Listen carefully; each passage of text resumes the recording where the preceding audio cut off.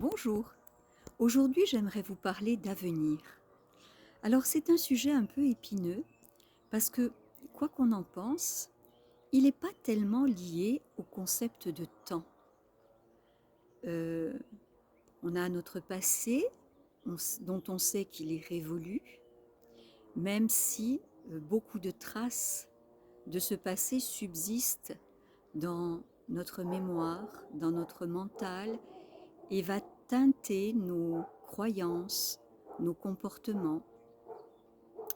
On sait de plus en plus que le secret du bonheur, c'est d'être le plus possible dans l'instant présent, de vivre ce qui se présente à nous sans jugement, sans a priori, d'accueillir ce qui est parce que de toute façon, il n'y a pas d'autre réalité qui soit que celle du présent.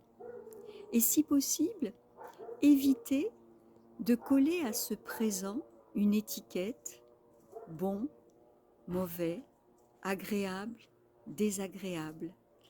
Et en fait, c'est ce qui est le plus difficile, c'est ne pas évaluer la qualité de ce que l'on vit. Par exemple, on voit que nos animaux, ils sont tout simplement heureux d'être là où ils sont, lorsqu'ils sont dans des conditions de vie agréables. Un chat sur nos genoux, eh bien, n'a qu'une seule envie, c'est de ronronner et de profiter de l'instant présent. Un chien, quand il nous voit arriver, il n'a qu'une envie, c'est de nous faire la fête pour célébrer ce moment présent des retrouvailles. Et nous, êtres humains, on est très souvent en train de nous projeter dans le temps qui n'est pas encore advenu et surtout à osciller entre deux émotions. Chaque fois qu'on pense à l'avenir, d'un côté, on a l'espoir que cet avenir sera radieux, que cet avenir sera constructif, que cet avenir nous apportera le bonheur. Et puis, de l'autre côté, eh bien, on a la crainte, la peur que cet avenir, justement, soit décevant, soit toxique, soit nuisible à notre état d'équilibre. Et en fait, on souffre énormément de ce mouvement de balancier de l'un à l'autre, et pourtant, c'est inévitable, parce que nous sommes ainsi faits que pour chaque idée que nous concevons, que nous construisons mentalement, eh bien, on échafaude deux hypothèses contradictoires. L'une, ça va être bien. L'autre, ça risque d'être terrible. Alors, évidemment, une des façons d'être en paix avec ce concept d'avenir, c'est d'accepter que on a une toute petite part de responsabilité dans cet avenir. Alors, ça peut paraître étonnant parce que on entend souvent des théories du développement personnel qui disent il faut se prendre en charge, il faut élaborer des objectifs, il faut mettre en place une stratégie de réussite. Et on croit qu'on va guider, qu'on va commander à notre avenir comme on peut guider une entreprise, comme si on était le manager de son propre destin.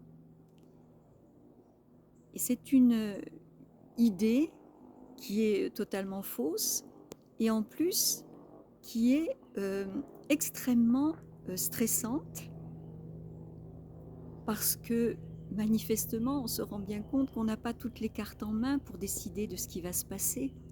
Il y a tellement d'éléments annexes qu'on ne maîtrise pas, qu'on ne connaît pas, que on navigue un petit peu à vue dans notre avenir.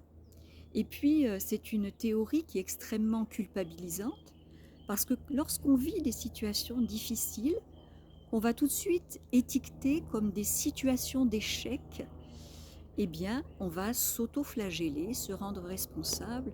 Si j'avais su, j'aurais dû, comment c'est possible, que je n'y ai pas pensé, comment j'ai pu faire tel ou tel choix, je n'ai pas fait preuve de discernement. Eh bien si, on a fait preuve de discernement, mais simplement avec les éléments qui étaient en notre possession à un moment donné. Et encore une fois, on ne peut jamais, à part avoir une boule de cristal, maîtriser tous les éléments qui entourent bien notre personne, notre vie, notre famille, notre société, notre histoire. Donc accepter en toute humilité que l'avenir, eh bien, il y a une toute petite part qui dépend de nous, et puis il y a une grande part qui ne dépend pas de nous. Alors déjà, lorsqu'on a intégré ça, eh bien, on peut voir les choses avec plus de sérénité et de recul. Alors, comme à mon habitude, je vous ai écrit un petit poème pour, en fait, nous redynamiser. Parce que lorsque j'écris un poème, c'est vrai qu'il vous est destiné, mais c'est vrai qu'il me fait du bien à moi aussi, par rapport à toutes ces questions universelles qu'on se pose tous, par rapport à toute cette situation d'équilibre qu'on cherche tous à atteindre à un moment, on sait qu'elle ne durera pas, et on va la reconquérir chaque jour, chaque heure, chaque minute, peut-être chaque seconde, cette situation d'équilibre. Alors, la poésie est une voie toute tracée pour stimuler les émotions, pour redonner de l'énergie, pour gagner en tonus et en motivation.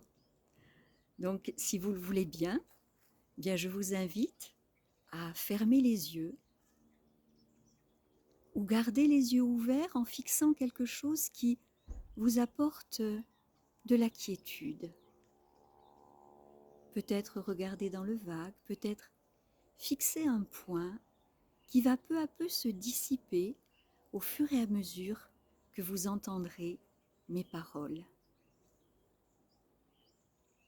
Alors le poème s'appelle L'avenir.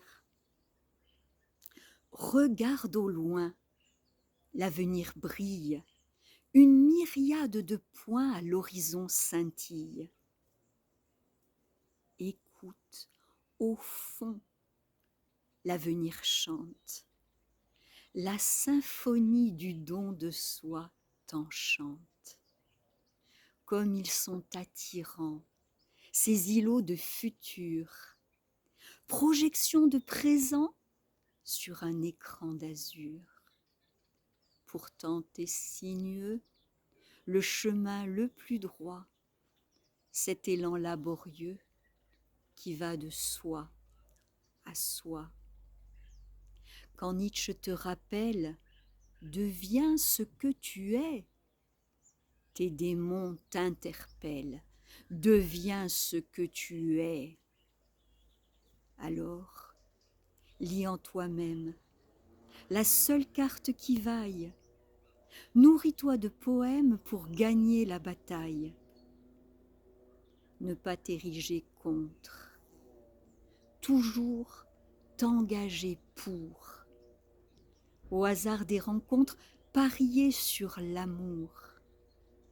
Et, si la vie le veut, ouvre bien grand tes yeux, quand à l'orée du cœur surgira le bonheur.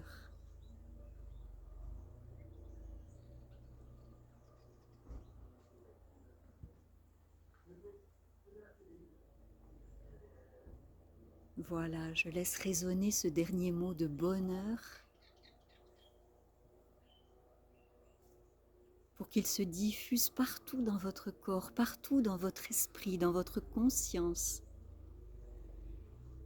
en sachant que le bonheur n'est pas forcément pour demain et que souvent il est déjà là si on sait le regarder. Je vous remercie.